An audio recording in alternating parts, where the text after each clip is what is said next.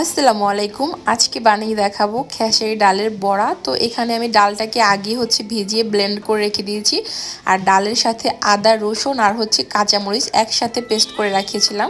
তারপরে এখানে কিছুটা পরিমাণে চিলি ফ্লেক্স দিলাম। তারপরে বেশি করে পেঁয়াজ কুচি, তারপরে ধনিয়া পাতা কুচি। আমি কিন্তু এখানে কাঁচামরিচটা এক্সট্রা ব্যবহার করছি না, যেহেতু ব্লেন্ডে করে দিয়েছি তাই আর কাঁচামরিচটা এখানে দেইনি।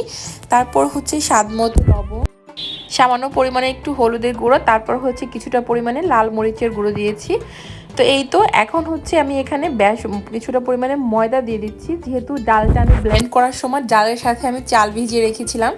একটা আতপ চাল আর পোলাওয়ের চাল মিক্স করে তারপর ডালের সাথে ভিজিয়ে ব্লেন্ড করে নিয়েছিলাম।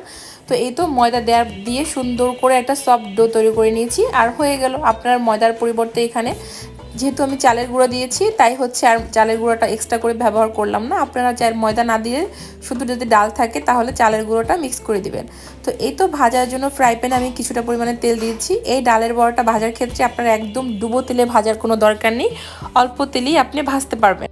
তো ডালের বড়াটা বানানোর আমি 1 থেকে 1.5 ঘন্টা আগে মেরিনেট করে রেখে দিয়েছিলাম। এখন তেলটা গরম হয়ে গেছে, আমি এভাবে করে নিয়ে তার পাতলা পাতলা করে ডালের বড়ার আকারে দিয়ে দিচ্ছি। আপনারা চাইলে এটা পানি ভাত দিয়েও খেতে পারেন। ইফতারিতে কিন্তু যখন ভালো লাগে না খেতে কিছুই, তখন কিন্তু এরকম ডালের বড়া ভেজে সাথে একটু শুকনা মরিচ পানি করে ভাত দিয়ে খেতে কিন্তু বেশ ভালো লাগে। আপনারা যদি না ট্রাই করে দেখেন তাহলে একবার হলে ট্রাই করে দেখবেন। আমি কিন্তু আগে এরকম করে খেতাম, যখন গরম পড়তো অনেক বেশি, ভাত খেতে ভালো লাগতো না, তখন বেশি করে ভাতে পানি দিয়ে তারপর এরকম বড়া বা ডিম ভাজি, সাথে একটু পেঁয়াজ, একটু শুকনা মরিচ ভাজা, তারপরে খেয়ে দেখবেন পেট পুরে আপনি ভাত খেতে পারবেন ওই সময় যদি এরকম একটা বড়া থাকে।